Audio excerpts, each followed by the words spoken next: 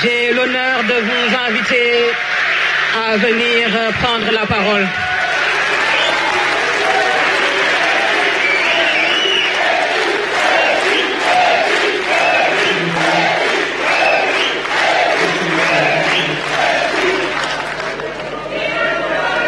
Merci beaucoup.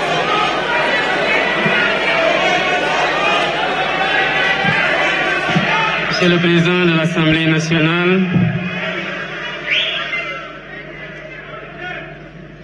Monsieur le Président de l'Assemblée nationale, El Hadji Malick Ndiaye, Monsieur le Premier ministre Ousmane Sonko,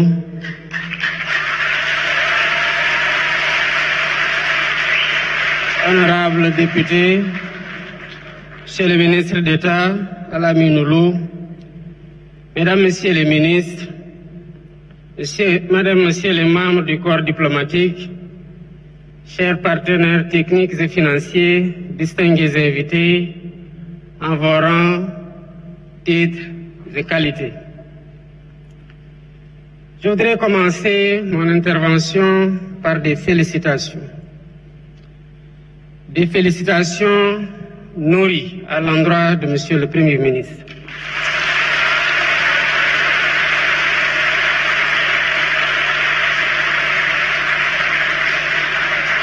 Des félicitations à l'ensemble des membres du gouvernement.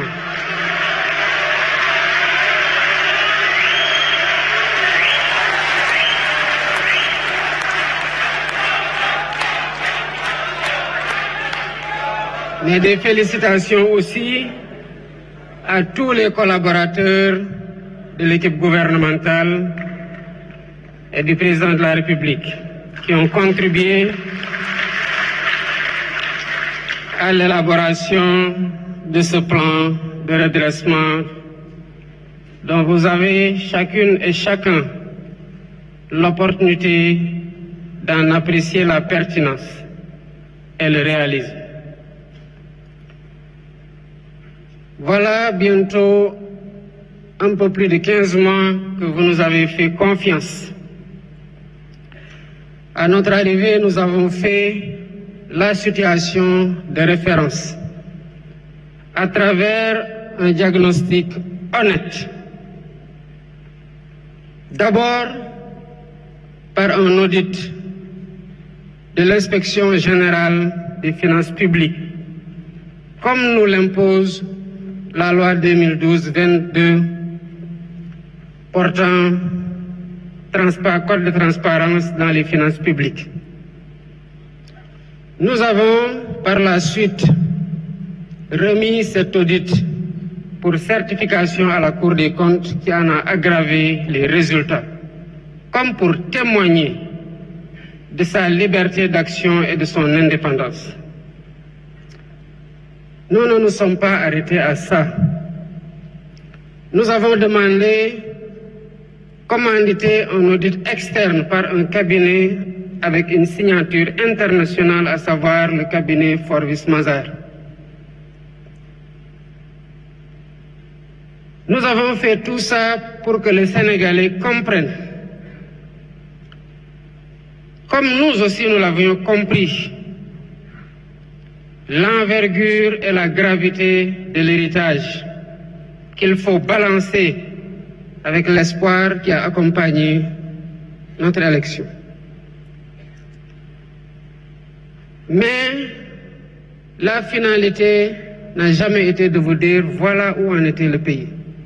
Parce que justement, c'est parce que ça ne marchait pas que vous avez décidé de changer d'équipe.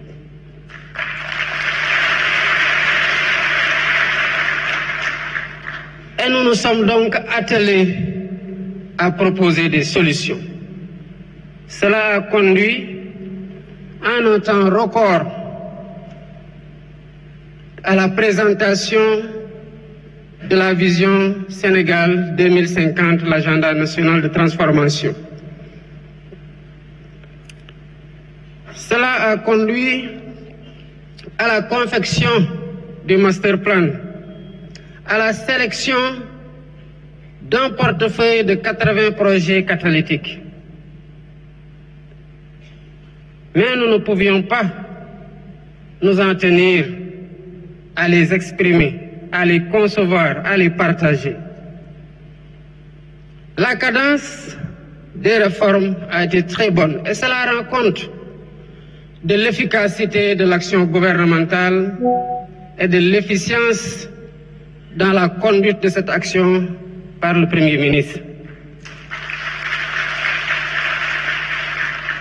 Pourquoi nous avons fait le choix de la vérité? Parce que nous savons que vous avez élu des hommes véridiques pour les avoir éprouvés.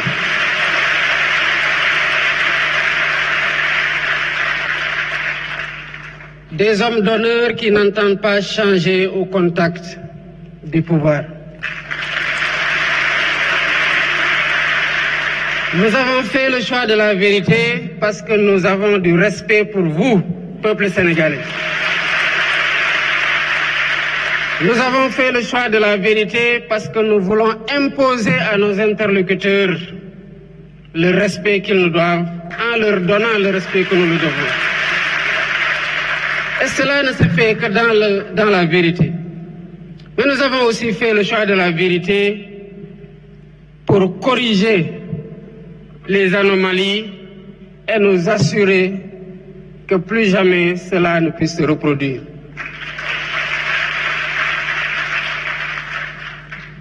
Toutes les fois que nous avons discuté avec les partenaires techniques et financiers, ils nous ont posé la même question légitime, certainement que beaucoup d'entre vous se posent. Oui, mais comment allez-vous redresser la situation? Il fallait justement un plan pour redresser la situation et c'est là toute la pertinence du plan de redressement que le Premier ministre a conçu et a présenté. Avant, quand des difficultés étaient relevées à la suite d'un diagnostic, on se contentait justement à dire que nous allons maîtriser les dépenses publiques, que nous allons faire une meilleure mobilisation des ressources domestiques, que nous allons mobiliser des financements endogènes. Oui, mais la question du FMI revient toujours. Oui, vous allez faire tout ça, mais comment? Concrètement, vous allez le faire? Évidemment, il n'y avait pas de réponse, si ce n'est dinañ ko lijjanti.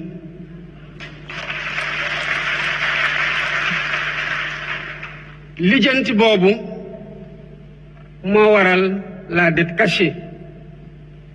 Parce que quand on est sûr de ce qu'on doit faire, de ce qu'on veut faire pour apporter des solutions suite à un diagnostic, on doit pouvoir partager clairement les solutions qui sont envisagées. C'est cela aussi faire œuvre de transparence. Et c'est là la différence avec le plan de redressement que le Premier ministre vient de vous présenter. Toute l'ingéniosité du plan réside dans le chiffrage ligne par ligne de ce qui va être fait et qui constitue en agrégé le montant de 5 677 milliards en hypothèse basse et décliné annuellement dans les rythmes de mobilisation. C'est cela que le FMI attendait comme réponse. C'est cela que le peuple sénégalais attendait comme réponse. Et c'est cela que nous vous donnons aujourd'hui comme réponse.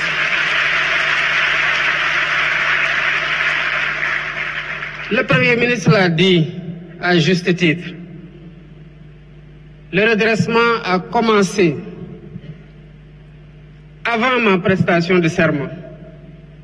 Quand lors de ma visite au Palais de la République, m'entretenant avec mon prédécesseur, je lui ai dit que j'ai appris que vous êtes sur le point de signer une convention, une concession sur les chantiers navals de Dakar qui n'a pas été négociée dans les meilleurs termes.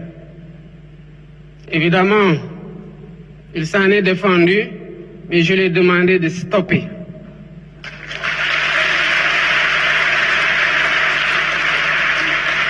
Et nous avons relancé un nouvel appel d'offres qui sera bientôt finalisé. Et vous verrez, comme vous l'avez vu dans les renégociations précédentes, quel a été le premier contrat et quel est désormais ce que nous avons signé.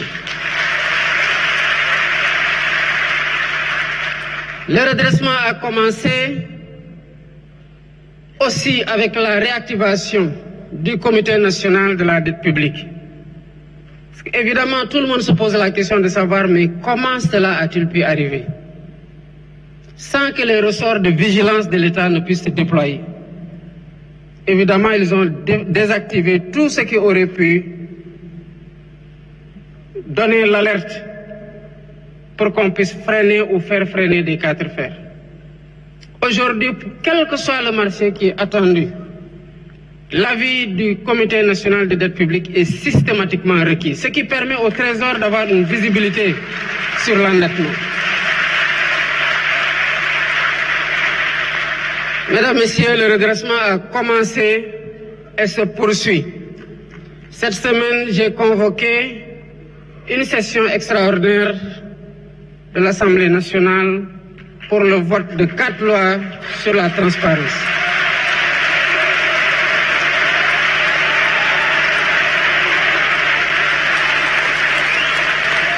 Mesdames, Messieurs, je vous invite à vous approprier ces lois. Ça fait une année que nous travaillons sur ces lois pour nous assurer d'avoir le meilleur dispositif de lutte contre la corruption et de promotion de la bonne gouvernance.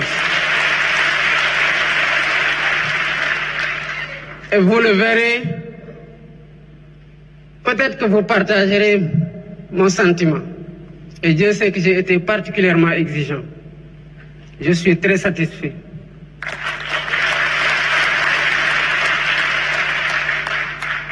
Ces lois contribueront à renforcer significativement le dispositif opérationnel de lutte contre la corruption et de promotion de la transparence et de la bonne gouvernance. Et ces lois constitueront un rempart sûr contre les prévarications de toutes sortes. Il appartiendra au peuple sénégalais d'en être la vigie pour l'application systématique des dispositions qui seront retenues. Comme vous le savez, la reddition des comptes aussi se poursuit. Vous avez vu, l'Assemblée nationale fait son travail, la justice fait son travail dans la sérénité. Et ce travail se poursuivra dans la sérénité. Pour ce qui concerne la taille de l'État, le redressement aussi a déjà commencé. Nous avons dissous le Haut Conseil des collectivités territoriales et le Conseil économique, social et environnemental. Qu'est-ce que nous avons fait par la suite des budgets de ces deux institutions? Nous avons recruté 2000 enseignants.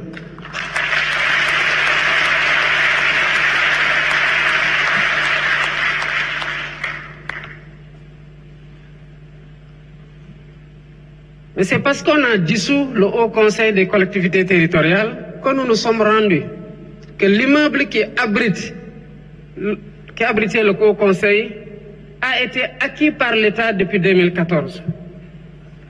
Mais l'État a continué de 2014 à 2024 à payer des loyers sur le même immeuble qu'il appartient.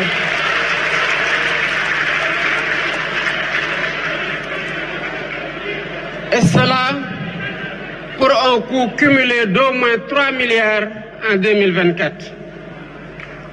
Si nous n'avions pas dissous le Haut Conseil des collectivités territoriales, l'État allait continuer ad vitam aeternam à payer des loyers sur le même immeuble qui lui appartient depuis 2014. C'est ça le redressement. Et mieux. Soucieux, c'est de comprendre que nous devons compter d'abord sur nous-mêmes pour nous sortir de ces difficultés.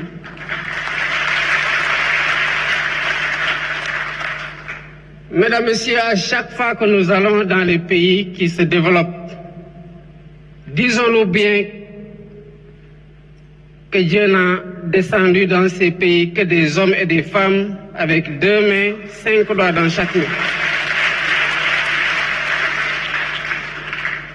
Et c'est les filles et les fils de ces pays qui ont bâti ces pays que nous envions aujourd'hui. J'ai eu ici hier un invité d'honneur lors de la consécration des meilleurs élèves de notre école. Nous partageons tous, je le pense, la même conviction après avoir assisté à la décoration de M. Pape Nathan Goubaye.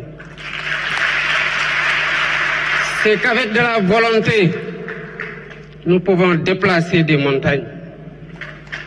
Et si un Sénégalais l'a fait, c'est parce que cette ressource se trouve en chacune et en chacun d'entre nous. Nous sommes en mesure de redresser la situation et nous avons déjà commencé à la redresser.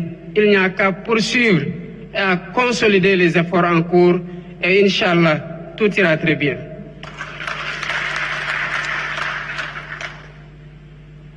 J'appelle le peuple sénégalais à se mettre derrière son gouvernement, à le soutenir et à soutenir le plan de redressement.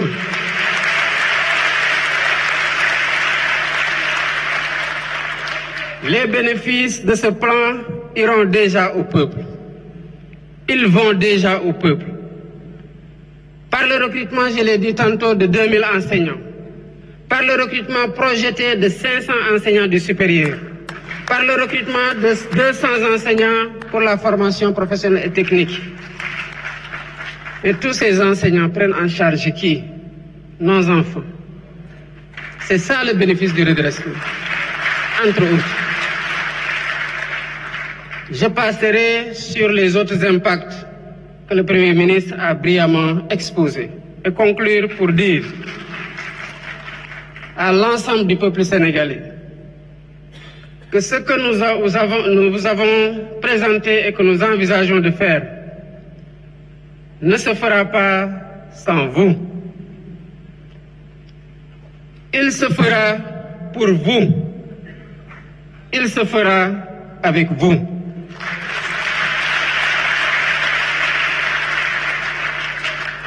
Voilà pourquoi, depuis mon élection, j'ai mis en place une gouvernance de concertation qui a donné lieu déjà à plusieurs assises ou états généraux, à l'occasion desquels nous nous sommes parlé dans la vérité.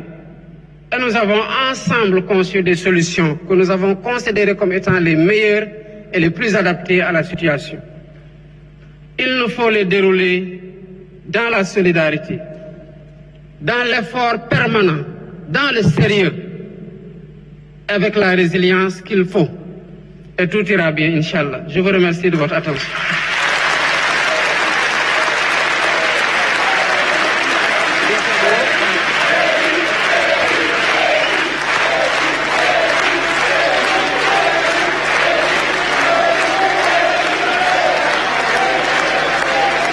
Voilà, mesdames et messieurs, donc l'excellente communication du président de la République.